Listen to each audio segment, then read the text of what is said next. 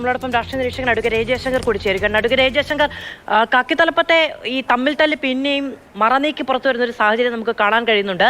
P Vijayan തിരിച്ചെത്തുക എന്ന് പറയുന്നത് കൂടുതൽ ശക്തി ആർജിക്കുന്ന ഈ സമയത്ത് അജിത് കുമാറിന് ബുദ്ധിമുട്ടുള്ള കാര്യമായിരിക്കുമെന്നത് സംബന്ധിച്ച് തർക്കമൊന്നുമില്ല.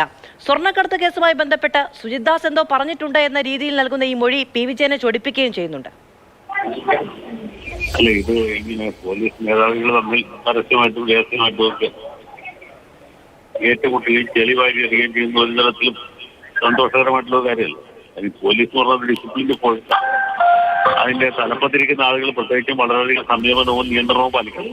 അല്ലെങ്കിൽ ഇത് കുത്തഴിച്ച പുസ്തകവും രാഷ്ട്രീയ നേതാക്കന്മാർ പരസ്പരം കുറ്റപ്പെടുന്ന പോലെ, അല്ലെങ്കിൽ ഭരണകക്ഷി പ്രതിപക്ഷം ഭരണപക്ഷത്തെയും കുറ്റപ്പെടുന്ന പോലെ പോലീസ് ഉദ്യോഗസ്ഥർ, സർക്കാർ ഉദ്യോഗസ്ഥന്മാർക്ക് ചെയ്യാൻ പറ്റില്ല, പോലീസ് ഉദ്യോഗസ്ഥന്മാർക്ക് ഒരിക്കലും ചെയ്യാൻ പറ്റില്ല, ചെയ്യാൻ പാടില്ല.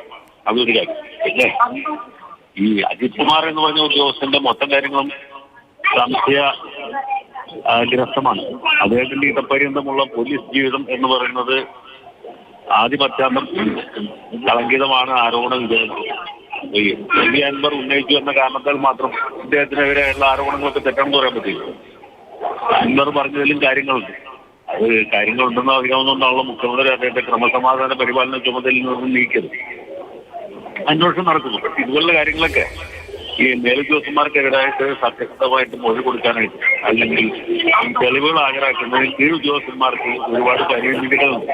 അങ്ങനെ പരാതി കൊടുത്തു കഴിഞ്ഞാൽ അല്ലെങ്കിൽ ഇവർ ചെയ്ത കുറ്റകൃത്യങ്ങൾ എണ്ണി പറഞ്ഞു കഴിഞ്ഞാൽ ഇന്നല്ലെങ്കിൽ നാളെ ഈ ഉദ്യോഗസ്ഥൻ തന്നെ വീണ്ടും തലയ്ക്കുമീതെ വരും എന്ന് ഉറപ്പുള്ളതുകൊണ്ട് ആരും പറയാൻ പറ്റുന്നില്ല. ജയശങ്കർ, അഡ്വക്കേറ്റ് ജയശങ്കർ, അതിനൊരു പ്രശ്നമുള്ളത് എന്താണെന്ന് വെച്ചിട്ടുണ്ടെങ്കിൽ ഇതെല്ലാം അന്വേഷിക്കുന്ന പോലീസാണ്. ഈ അന്വേഷിക്കുന്ന മുഴുവൻ പോലീസുകാരും കൈയെടുത്ത് സല്യൂട്ട് ചെയ്യേണ്ട രണ്ട് ഉദ്യോഗസ്ഥരാണ് എം.ആർ. അജിത് കുമാറും പി വിജയനും. ഈ അന്വേഷണം എങ്ങനെ സുതാര്യമായി മുന്നോട്ട് പോകും?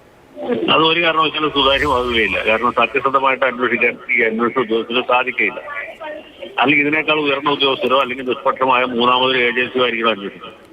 അങ്ങനെ ഒരു അന്വേഷണത്തിന്റെ വ്യവസ്ഥയില്ല നമ്മുടെ ഭരണഘടനയിലോ നിയമ സംവിധാനത്തിലോ അതിന് യാതൊരു തരത്തിലുള്ള പഴുതും പറ്റില്ല. അപ്പൊ അതുകൊണ്ട് ഇതൊക്കെ ഇങ്ങനെ പരസ്പരം പിഴുപ്പലൊക്കെ എല്ലാം അവസാനിക്കും. ശരി, വളരെയധികം നന്ദി അഡ്വക്കേറ്റ് ജയശങ്കർ പ്രതികരിച്ചതിന്.